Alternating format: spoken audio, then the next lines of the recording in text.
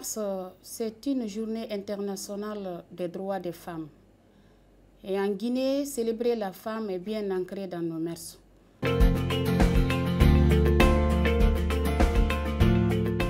Oui, il y a eu une grande amélioration dans les conditions de vie des femmes dans l'armée en général et de la gendarmerie en particulier.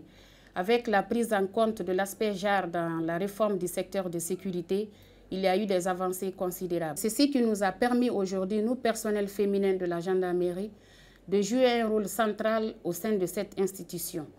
Il y a aujourd'hui des femmes qui sont des commandantes d'unité, des commandantes adjointes, des commandantes de brigade.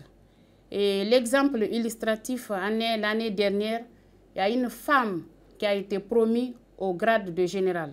Et ça, c'est une lueur d'espoir qui naît au niveau de la gente féminine de l'armée guinéenne. Le thème de cette année, placé sous le signe le leadership féminin pour un futur égalitaire dans le monde de la Covid-19, ce thème marque les efforts déployés par les femmes et les filles du monde entier pour relever les défis majeurs liés à la survenance de cette pandémie. Les femmes ont prouvé leur détermination, leur dynamisme, leur savoir-faire en tant que pourvoyeuses de santé, baromètre de la famille pour lutter contre cette pandémie. Et la plupart des pays qui ont mieux réussi à contenir la vague de cette pandémie sont dirigés par les femmes.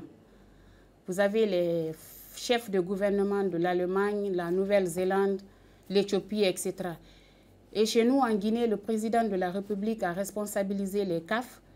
Les femmes ont confectionné les bavettes, elles ont fait du savon, des gels hydroalcooliques pour lutter contre cette pandémie qui menace aujourd'hui l'avenir socio-économique et sanitaire de l'humanité.